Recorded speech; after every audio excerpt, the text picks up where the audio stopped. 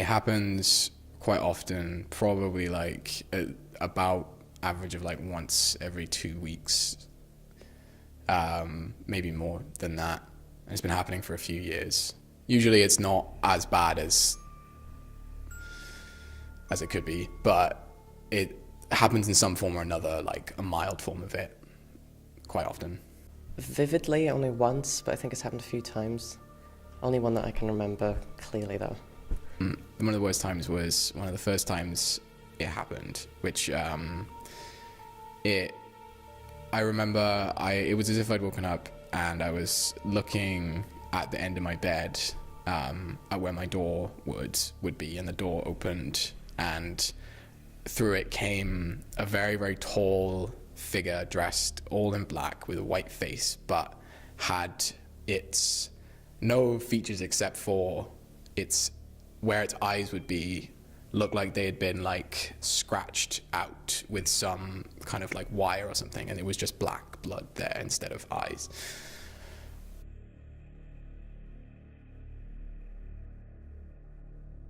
I was having some sort of like nightmare, and when it got to the point where it was just too scary and I'd like woken up, I was on my back, and I didn't really see anything, but it was completely dark. It was just in my room.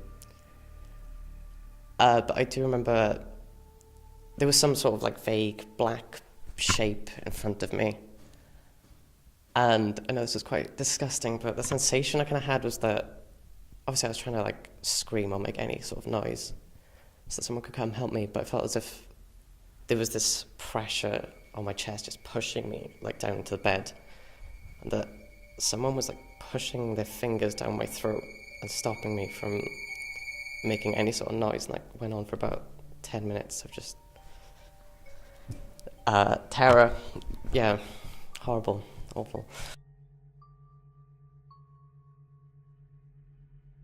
How it feels is like your mind is awake but your body is still asleep, and you can't like, there's nothing you can do to stop it except like it's happened to me so many times that I've kind of developed like almost like a technique for dealing with it, where like I will just force myself to like make the same like sound over and over again, just like a hum, like a just like as much as possible until eventually I am like I pull myself out of it.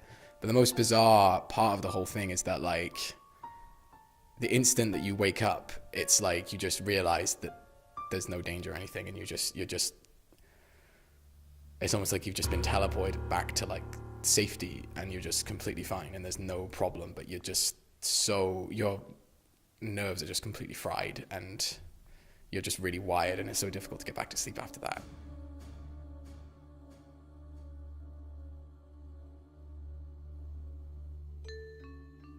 Every time I sleep on my back, usually, sometimes I will put like a pillow behind myself when I'm sleeping on my side to make it so that I don't sleep on my back accidentally, that I don't roll over, because usually that's what causes it. I don't really sleep very well.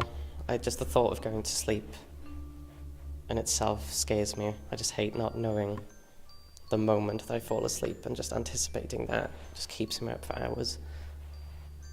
I'm also quite afraid of it happening again, so I just pretty much stay up until I pass out of exhaustion most nights.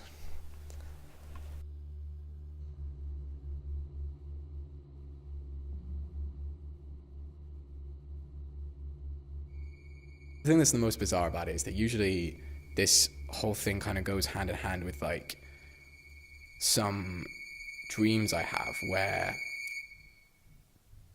the most like fantastical stuff you can imagine, right? That, you know, stuff like really powerful lucid dreams where I'm able to like fly and move at like ridiculous speeds and all that kind of thing. So usually the two kind of go like hand in hand, and it's like if I push the dream state too far, then it kind of goes into like sleep paralysis. And so it's almost like the positive and the negative kind of come together to, it's not really, it's more of just like a like a risk that I take because of engaging with the more fun side of it, I guess. And it hasn't affected like how much sleep I've gotten really, or how restful my sleep has been usually. It's more just like in the moment kind of thing rather than having like a long-term detrimental effect for me at least.